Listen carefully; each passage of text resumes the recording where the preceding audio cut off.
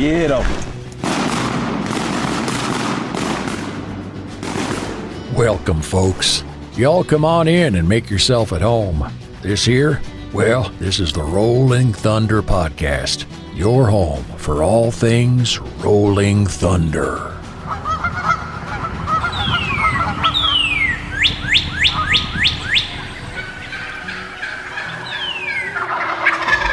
This episode of the Rolling Thunder Podcast is presented by Mossy Oak Camouflage, because everything is better in Bottomland, and Lucky Duck Premium Decoys, masters of deception. Welcome to the Rolling Thunder Podcast. This is episode 2, and in full disclosure, I'm still trying to figure out how this whole podcast thing works. So on this episode, we did the old call in on a telephone recorded line, and I think that we got it figured out correctly, but I am struggling to figure out the editing and how all this stuff goes together, and believe it or not, this is quite the challenge for me, technologically speaking. So, again, you're listening to the Rolling Thunder Podcast. This is episode 2, and on this episode, you're going to hear a phone call between myself, Jeff Lovan, and Brandon Pendergrass. These two guys are hosting our new spring series that we're sponsoring at Rolling Thunder called Chasing Spring. And you will find for the next 12 or 13 weeks, there'll be a new episode on the Wednesday night Mossy Oak live block. That's 7 p.m. Central Time. You can find that on the Mossy Oak Go app. Every Wednesday night, 7 p.m., sit down on your couch, pour a cocktail, and pull up the Go app on your smart television and watch the live block. It'll be basically an hour and a half of turkey programming, a whole bunch of fresh content, stuff you haven't seen before, and every week on Wednesday night we'll be premiering a new episode of Chasing Spring. And then the following Thursday morning, Thursday afternoon, we'll also air those same episodes across all the social channels, the Chasing Spring channels, as well as the Rolling Thunder Facebook, Instagram, YouTube, and all the possible places that great outdoor programming can be found on the internet right now. So without any further ado, I hope that you enjoy episode 2 of the Rolling Thunder Podcast. Vince, you there? Yeah. Hey, man. Hey, buddy. What's happening? Is not too much. Have we heard from, I don't think Pender responded to the text, did he? I have not heard from him. He's probably busy getting packed for Hawaii.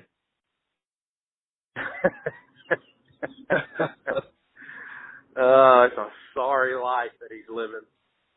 I know. I told him that I'm not sure which I would actually be looking forward to more, sitting on the beach with Savannah or turkey hunting in Hawaii. Both are pretty strong options in Pender's life right now. I mean, yeah, for him, honest. you know, there's not not a losing situation for him. You know? Right, that's definitely what you'd call a win-win. Yeah, for sure. But I know him well enough that, and I hope Savannah doesn't ever hear any of this. I know him well enough to know that he would rather be shooting turkeys, I think. Yeah, he told me he was only going to do increments in the beach in about 30-minute segments. Yeah. Oh, me. Is that you on the other end, Pender? What's up?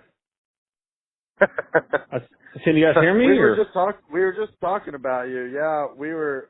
I said hello a couple times, but I didn't hear anything back. Oh, well, now you're on here. We were laughing about how you were probably busy getting packed for Hawaii, and Spence made the statement that, you know, Hawaii is really a win-win for you. You get to shoot turkeys and sit on the beach with Savannah. And I said, I hope she never listens to this, but I think she'll be more excited to go shoot turkeys. Yeah, she already knows that though. Yeah, she already. That's why Wesley's going. How many Speedos have you packed, Pender? I've got 3. I've got bright pink, a bright like a baby blue, and then canary yellow. and then just The Canary. Well, I decided not to go with the Canary Yellow. I got a new camo one. Oh man! Yeah, it's gonna be pretty sweet. I thought maybe you go Stars and Bars. That one's usually a pretty good one. yeah. Stars and Bars is pretty good. Did you get like the old Banana Plage camo? Because I know they don't make bottomland speedos. Yeah, they need to. I've asked before. Yeah, they need a bottomland speedo, or at least a thong or something. That'd be awesome. Well, Bobby probably test run some of those. Yeah, I bet. Oh man, I don't know about that. I feel like gamekeepers, something about banana hammocks and gamekeepers just don't seem to they don't seem to align from a branding standpoint. It's hard for me to see Bobby getting behind. No. No pun intended. They would take whitey tighties and put like maybe bottomland on the upper like band or something, like whitey tighties, and then just like the top stretchy band is like bottomland. That's something Bobby Cole would do. I hope Bobby listens to this, because that is exactly what they would do. It would be a bottomland accent piece on the. Yeah, I promise you, just the trim of the bottomland. The rest would just be straight whitey tighties. No, they'd be tan, and the the elastic around the legs and the waist would both be bottomland.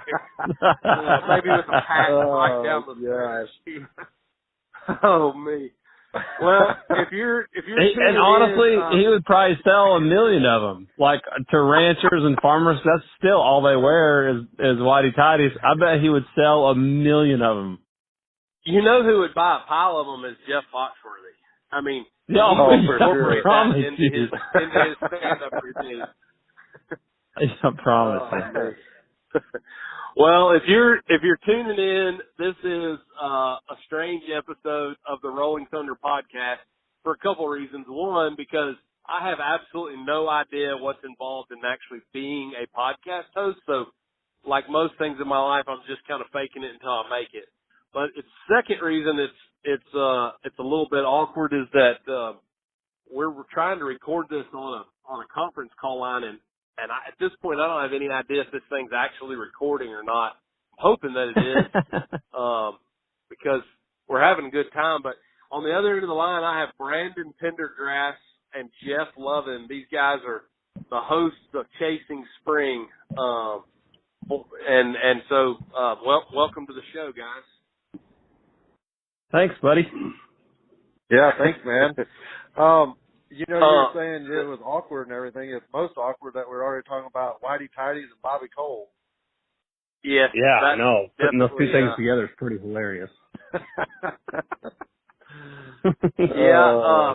So kind of the nature here, Pender. I was telling Lovey just a little while ago that the idea here is with the podcast is that I got these several different programs that we're helping to sponsor, and what I'm hoping that we can do is kind of, as we publish an episode, go back through and just kind of rehash like what went on in that episode. And we're going to do that with the Rolling Thunder Project. We're also going to do it with our friends from Southern Prairie Outfitters and with the Blake McWilliams and the guys at Mallard Estates. And so y'all's episode published yesterday after the big live block Wednesday night. Did you guys get to sit down and watch the live block on the Mossy Oak Go app? I was actually filming in South Texas on a trip with a show that we produced, Sub 7, and I got to see like the tail end of it because I was busy on that trip, but I did get to see, actually, at dinner, I was actually logging in a little bit here and there as I could, just to watch a couple of minutes here and there, but then I didn't get to actually sit down and watch it until the last little bit of it, but it was awesome. Yeah. Pretty exciting. I'm sure y'all's phones were blowing up like mine was, with people just asking about it. And I'm really proud of our friends at Mossy Oak. It's kind of a cool idea to get all these different programs together and all these different brands and people. I mean, you had Zinc and Avian X. You had Dave Owens and Pinhoti. You had us. You had, who am I missing? I mean, you had all the Mossy Oak programs. the Lindsays. Yep, there you go. But to have everybody together pushing one program, that's pretty neat. For as disjointed really as cool. the hunting industry seems to be sometimes, kind of fun to all be behind one thing, here in the middle of February. Yeah, that's absolutely. Sure. It's really cool. Yeah, really cool to see that go. We're like echoing each other, and it's like it's funny because this is exactly how we turkey hunt too. It's like we don't have to really ask each other things or anything like that. It's like, hey, we just kind of like make eye contact and we go to our separate trees and sit down. Yeah, we know what the deal is. Yeah. What I was going to say is I just think it's really cool to share the screen with some of those guys. I think that's is definitely an honor and a privilege, and we just love turkey hunting. We love doing that.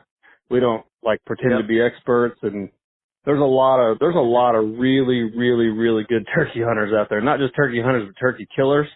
There's a bunch of them. I've met 1,000 of them, and it was cool it's cool to share that passion for one, but for two to share the screen with them and with Mossy Oak, and I admire those guys a lot. Well, it was really cool. It was pretty exciting to watch you guys sit on a roost tree in the midst of all those legends. I mean, I'm kind of making fun of you, but y'all are both really good turkey killers in your own right. So don't play the humble pie. But I did have to kind of giggle to myself that was the first episode here in the middle of Toxie and Daniel shooting one at Shamula and Mr. Fox shooting one. Y'all are camped out on a roost tree shooting a couple of giants as they come back to roost at last light. That's turkey hunting. That's right. That is turkey hunting. Where you can get it, man. Got to do what you got to do, man. That's right. That's right. Well, good. Where, what's first? Are you headed to Pender? Are you headed to Hawaii, I guess? I am. I'm headed to Hawaii on Monday. I would really like to be headed there right now. I like to get in like a day before season opens. Season opens on Sunday. I'd really like to be. The last few years, I try to go like a day or so before a season opens, so I can get settled in and get after them. But it just didn't work out that way this year. So we don't fly out until Monday morning. My wife and I are going, and I got a lot of clients over there to guide, and that'll be fun. Really looking forward to that. You're working. You're going to be working for an outfitter there. Is that right? Yeah, my buddy Mikey Vatusik owns an outfit called Nahele Outfitters. I filmed there years and years ago with Craig Morgan. We became buddies, and I more or less just talked him into running turkey hunts. I mean, there's so many turkeys. He's got 5 or 6 or 7 leases that are just loaded with birds. And I'm like, why are you not outfitting for turkeys? And he just thinks, typical Hawaiian, he's just kind of like, people would come here to shoot turkeys? That's the dumbest thing I've ever heard in my life. I'm like, yes, I'm serious. Sounds like farmers in Saskatchewan. Exactly. So he started marketing a little bit of his turkey hunts, and now he's got several clients that come, and it's a ton of fun, and get to go there and hang out with him. I just stay there with him and his wife and his 2 little girls there on the island, and we have a great time every year. It's definitely highlight one of the biggest highlights of my whole year. My wife gets to go and she has a great time, and it's just fun, man. I can't wait to get there. That's fantastic. That's fantastic. How many days will you hunt there, and how many customers you got coming? I'm there like 14 or 15 days, and I think I'm guiding every day but 2. So, the 3, I think.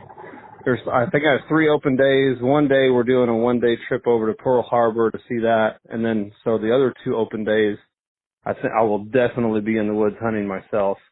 Maybe taking my wife as well.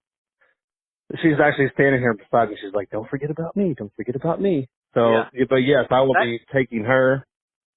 So I get 2 days to hunt, I believe, and the rest I'll be guiding. That's one thing I want to say about the 2 of y'all that I love, and I'm a little bit jealous, but both of y'all are married to women who are turkey killers in their own right.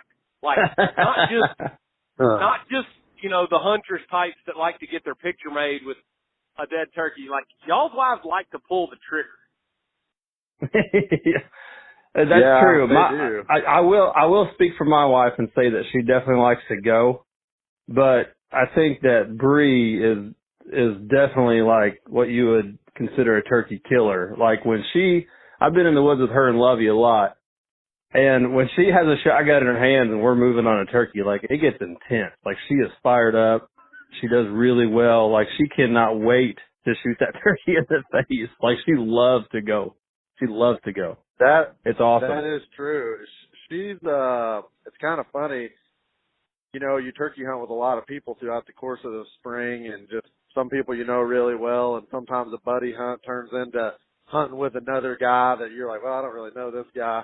And it doesn't take a long time to kind of see someone and be like, man, this guy's killing. You know, he knows what he's doing. Mm-hmm. And then there's some other ones that you're like, you know, this might not go really well for us this morning, but maybe if we get lucky. But I would put my wife right there with about any of them when it comes to killing, because I've seen her shoot a lot, and her and I don't argue over money. We don't fight over anything other than when we're in the woods. That's the only times we ever fight, because we both get pretty intense with it, and she'll give it right back to me, and it ends up being pretty comical by the time it's all said and done. So, but she takes her turkey hunting very seriously. She likes deer hunting, she likes fishing, but she takes her turkey hunting very seriously. That is so true. Yeah, I remember a comment from her last spring, somewhere along the way. You know, y'all are like 40 or 50 birds deep, and I remember a comment to the extent of, "Are you coming back home to call a turkey in for me?" So make sure to get that done a little sooner this year. And the other thing I remember about the other thing I remember about Bree that I knew she was in a different league was I don't remember where we were, but I was with you somewhere. I thought maybe you were somewhere and I was somewhere different, but Bree killed an absolute monster of a deer while you were somewhere filming, and she killed it with her bow. And am I wrong? But didn't she hang her stand? And I mean, she put her whole setup and everything. Is that right? Well, that's 99% accurate. I actually hung the stand, but but we were in Utah filming elk, and it was opening day of deer season in Missouri, and she for archery, so it was September 15th, and she was like, "Hey, the wind's good." She's like, and I'm going to go back behind the cabin, and I'm going to try to kill one of those bucks. And she did. She shot a really nice buck with her bow and double throat patch. And of all the deer that we have and animals, turkeys, everything, it's the only thing we have in our house that's on a pedestal. And hers is right down there. Hers is right down there on the floor where everybody can see it. Well, another funny story about Bree too, with deer hunting, that a lot of people don't know. This is how close we are around home and how long we've known each other. But I actually took Bree on her very first deer hunt when she shot her very first deer when she was like 14 or 15. I can't remember. And that's something we still joke about today. And it's something that's really, and of course I love taking kids and youth hunting too, but it's just funny today that we were all that close back then. And then, you know, Lovey ends up marrying her and we're all still great friends now. So it's really cool. Like, were you dating her then, Pender, or were y'all just like, was she a kid? You weren't supposed to bring that part up. You were not supposed to bring that up. No, but you know, she was 14 or 15, and it wasn't long after that I started dating her. So, well, I mean, so far we've talked about bottomland underwear. And I mean, y'all shared a bed for a few years. At some point, you know, I had to ask that question. Man! To say we are a very, very tight knit group would be the understatement of the century. That is so true. Yeah. Well, we won't tell everybody everything just quite yet. No, I won't. I will not tell everybody everything. Podcast. Well. So, safe travels to you, Pender. Lovey, I guess you're thanks, sitting on the sidelines for a little bit until Mississippi opens. I'm I am a little bit longer than what Pender's going to be, but I'm not going to completely wait until he gets home to knock the rust off. I'd be disappointed if you did wait. But good. Once Speaking of that, he gets back and we get everybody together, then we'll be ready to rock and roll for season 2 of Chasing Spring. Perfect. Yeah, that's Speaking right. of I get back knocking home, I think the night of the 18th late, and then I literally drive from the airport, drop my wife off at the house, and drive straight to Mississippi to meet you guys. So it'll be a short night to get there, and I can't wait. Good. Well, speaking of knocking the rust off and all that, Lovey, you might have to meet me down there a day early in Mississippi, and we might have to try to see if we can't squeeze one in before Lovey gets there. Yeah. I mean, before Pender gets there. Yeah, get them scouted for us. Get them scouted for me. We need to go scout a little bit. That way when he gets there, we can be like, dude, they've been right here every morning. Well, I mean, they were yesterday morning, but there's actually 2 less than there was. Right. Yeah. Well, that's going to be a lot of fun. I've got a buddy there in Pontotoc that let us hunt last year, and he's got a really cool cabin. Y'all are going to love it. I mean, like, the best roost spot probably on the whole farm is about 300 yards right out the front door. And so last year we actually listened the first morning. We drank our coffee and sat on the front porch and listened. And so I think it's going to be a lot of fun and a really cool place to kind of kick off season 2. And I will say I've got a little surprise up my sleeve for you guys. So the 19th should be a lot of fun. I'm looking forward to it. I think I'm looking forward to it. Yeah, there's no telling. Yeah, I think it'll. Cool. I think it'll be a good surprise. I don't think you'll be disappointed. It'll be fun. The wheels are turning in my head right now. I'm like, what could it be? What is it going to be? I don't know. I'll be thinking about it till the day it comes. All right. Well, I enjoyed talking to you guys, and Pender, yeah, man. You have a safe trip. I hope you kill a whole bunch of turkeys in Hawaii. Watch a bunch of them die anyways. And make sure Savannah fills all her tags. If she does, yeah, Pender, she when will. you're in Hawaii, just don't post about them or send any pictures because otherwise I'll just be mad the whole time. Yeah. No doubt about that. No promises. All right. Well, good to talk to y'all. It's definitely starting to feel like spring around here at 60 degrees a day and been sun shining, so it's starting to dry out. Awesome. We're going to see. Stuff's going to be blooming here before long. Yeah, dude. For sure. Well, I'm pumped. Cool, man. Well, thanks for having us, and I'm sure we'll all be getting back together to chit chat on here again soon, and we'll be together chasing turkeys here in like 3 weeks. So yeah, I'm ready. I cannot wait. I can't even sleep right now. I'm so excited. Can't freaking wait. I'm serious. Right. Well, I ran all my calls and got all my camera ready. I'm ready to go. Good. Well, thank all of you guys for tuning in and listening to another episode of the Rolling Thunder podcast. Have no idea when we'll do the next episode after this one, so you'll just have to subscribe and stay tuned, and maybe at some point we'll figure out how to record another one. Talk to you later.